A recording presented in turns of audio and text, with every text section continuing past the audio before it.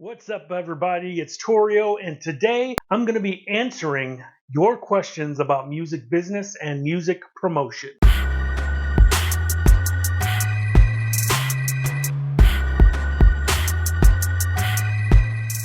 I want to thank you so much for joining me today. Now, I get a lot of questions in my DMs on Instagram about different aspects of music business and music promotion.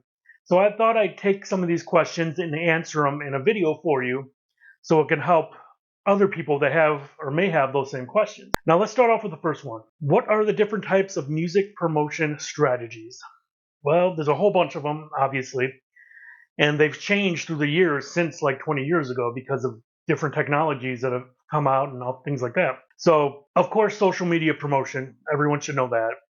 You know, you could buy ads on Facebook, Instagram, you could post stuff about your music, TikTok, all that good stuff. That's like one of the main things right now that's really working for people. Now, of course, the tried and true radio strategy, which is getting airplay, whether it be regular terrestrial radio, whether it be satellite radio, or even college radio, that is still a huge promotion and it works very well. There's also streaming platforms like Spotify and Apple Music, Amazon Music, all that good stuff. And we'll talk more about that later. But of course, like getting on playlists and having fans stream your music and things like that, that's promotion in itself. Of course, email marketing is a huge one. That's where you get email addresses from your fans and you build this list up. And then maybe once or twice a month, you send out a bulk email saying maybe what's going on with your career or a new song coming out or where to stream new music, or you can let people know where you're going to be performing soon, things like that.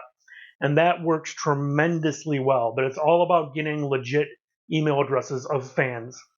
So you got to do that for sure. Now let's go to the next question. How can artists get their music on popular playlists and streaming platforms? Well, of course, you could get it on streaming platforms from your distributor. If you're using someone like or a business like TuneCore or DistroKid, things like that, they will get you on these streaming platforms. That's part of the distribution process. To get on playlists, you have to basically find these people who curate playlists and ask them directly to be put on.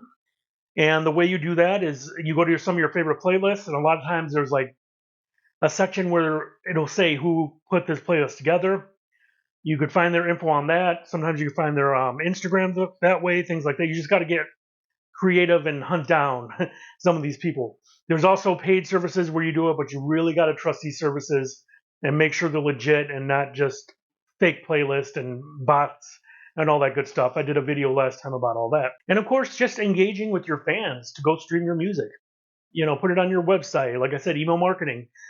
Send an email out saying, hey, stream my music here.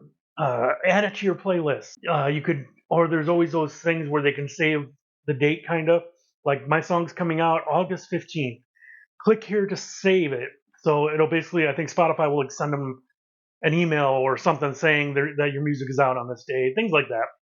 And that really works. You just got to get your fans and get that fan base together and tell them where your music is at, and they'll follow suit and they will stream it. And then, of course, ads. I've talked about this before, but create ads on Facebook, Instagram, TikTok, all that good stuff, and target it towards people who would like your music. Like, you know, in those ad campaigns, you could target specific people, age group, men or women. You could target it to people who love hip hop or whatever music genre you're doing, in certain states, even certain countries. So target people who will be interested in listening to your music and put out an ad. It costs money, but you need money to make money. You need money to promote yourself. It's exactly what a major label does.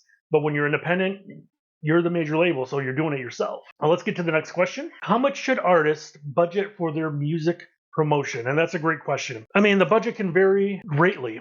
I mean, placing ads, you know, it's like you could spend $500 a month and hopefully get some kind of reaction, and hopefully people will go to stream your music, things like that. But you definitely need some type of budget. Have it on paper.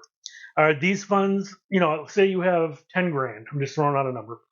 Okay, $2,000 is going to go towards ads on social media for 2 months. 500 is going to this. 500, I'm going to place an ad on YouTube or in a magazine or in a newspaper, in anywhere that you feel like you can target potential fans to listen to your music. So have a budget. You write a business plan for your whole release. Where is the money going? Because you want a return on your investment. Music is a business. It's creative, but it is also a business if you're trying to make money off of what you love to do. So someone wants to know, what are some common mistakes artists make when promoting their music? Well, sometimes they just don't have a consistent brand image. Your brand is who you are. It's what you are. It's how you dress. It's the colors of your album cover. It's the colors on your website, the photos on your website, your trademarked band name. This is all part of your brand, and your brand is what makes people remember you. So, if you see the double arches for McDonald's, you don't even have to see the McDonald's name under it. You just see double arches. You know instantly that's McDonald's. That's brand recognition. You must be consistent with that. And also, they don't network enough. You need to, just besides social media and online, you need to get out there. Go and meet people.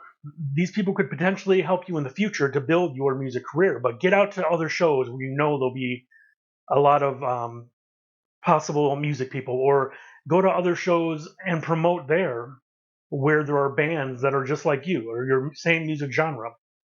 Go to industry events like music award shows that are local or record release parties. Go to these places, meet people, be kind, be pleasant, be interesting, and you'll meet so many new people just by getting out and networking. And also, a lot of people don't set realistic goals and they quit too easy. If you're sitting there thinking, oh, I'm going to do this and, I hope to get 50,000 streams first week out, that's not realistic. Set realistic goals and build from there. So if you're not a huge artist, just be like, if I could get to like 1,000 streams in a month, I'll be very happy. And that's kind of a realistic goal. You got to stick with them.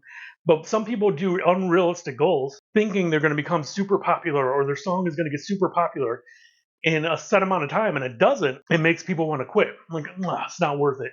But they didn't have a realistic goal. Set realistic goals and write them down.